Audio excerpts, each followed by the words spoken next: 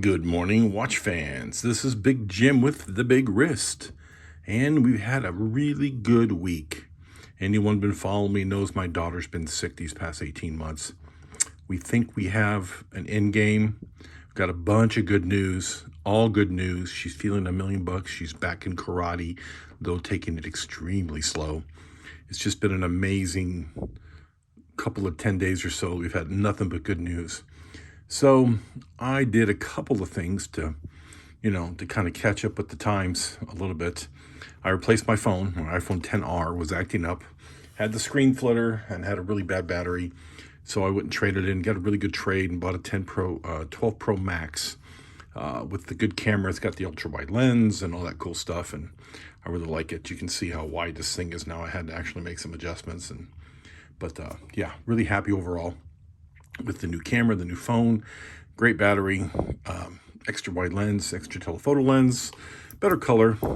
And then I went and dipped into my watch reserve, my little fund I have. It's enough money to buy something really grand if it came along, but I'm still going to hang on to it in case we get any bad news. So I spent $200 on a Tisell marine diver, a watch I am very familiar with. Way back 3 years ago or so, maybe 2.5, 3 years ago. I've had the watch channel now, I guess I've had it 13 months, 120 videos in 13 months. I had this Tisell with the Cyclops and the Mercedes hands, and I thought it was the Mercedes hands I hated. Turns out it really was the Cyclops I hated.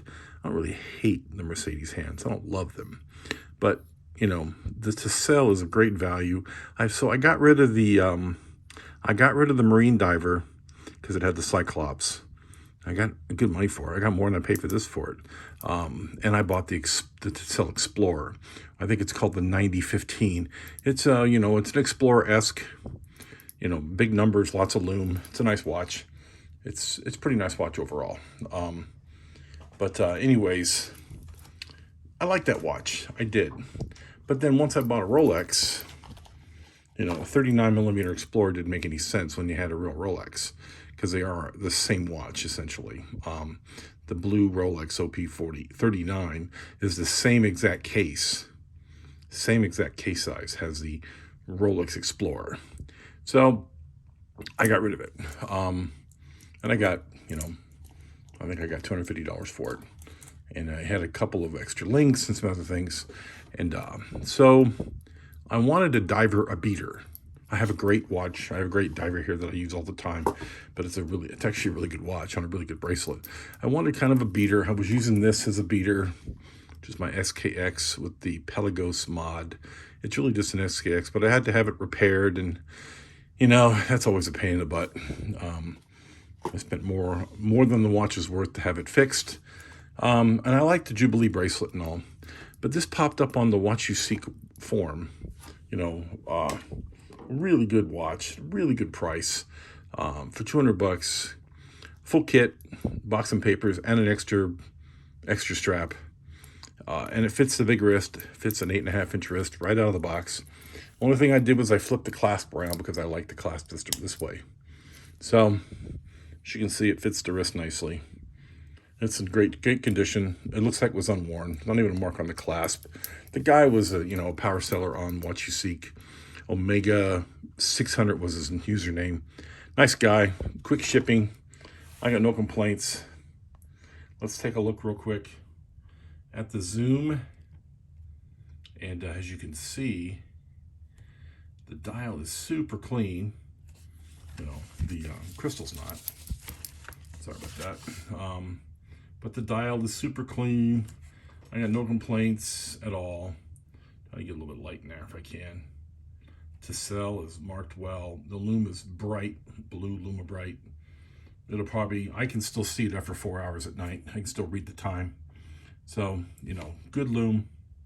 Like I said, I've owned this watch before, but I owned it with the Cyclops.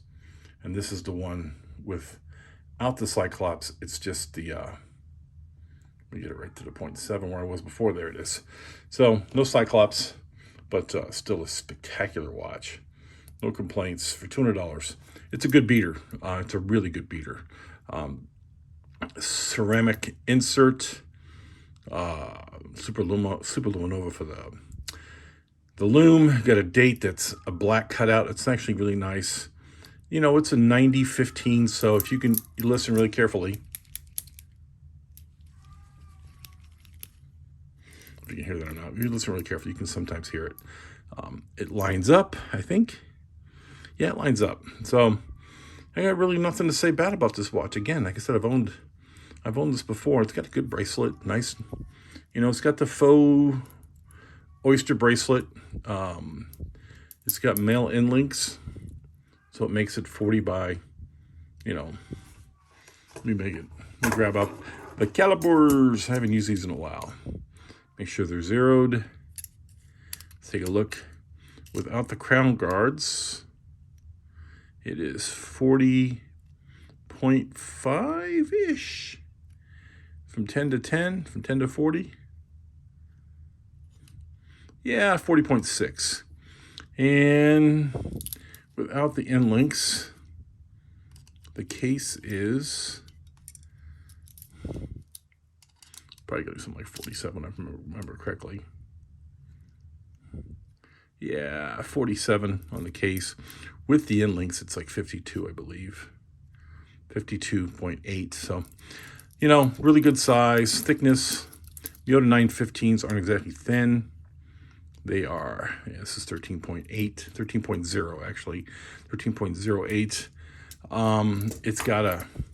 It's got their version of the glide clasp. You know, it works really well.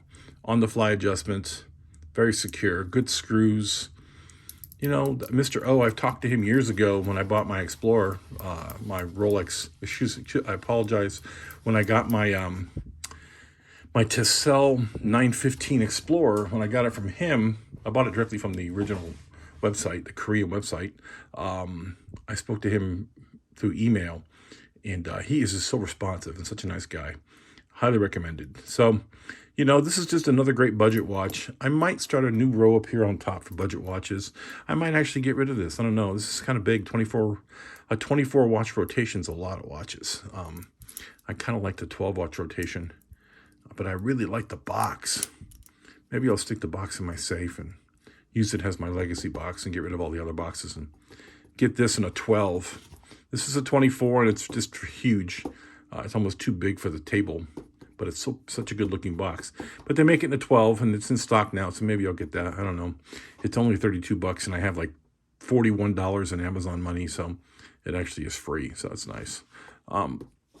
Anyways, so coming up for me, you know, there's really nothing. I'm going to Minnesota in a couple of weeks. I'm going to probably take just, you know, a couple of G-Shocks. I'll take a steel G-Shock and a black G-Shock, probably just those two, and call it, because I don't want to have to deal with magnetrons and TSA stealing things and, you know, any kind of problems in a hotel room. I just don't want to deal with it. I'm going to be focused on my child getting well, not on is someone in my hotel room stealing $1,000 worth of watches. So I'll take a couple $100 worth of watches and call it a day. Just have to worry about it. And so once that's all done and said, and we get a nice determination, we hope it's all going well. We hope it's going to go great. Should be excellent. Once we get it all done, you know, maybe I'll buy another something. I really forget how much I love the Tisell.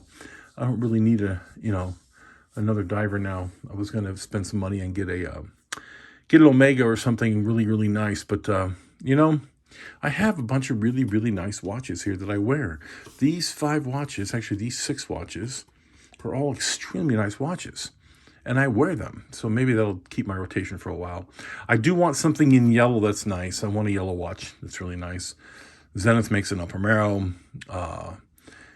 Omega makes an Aquaterra with yellow indices and a yellow seconds hand.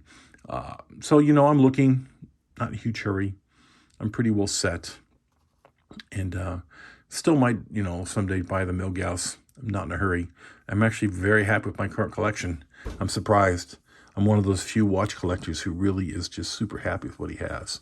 So, anyways, this has been Big Jim with the Big Wrist. I want you all to have a great week, and I will catch you on the flip. Bye.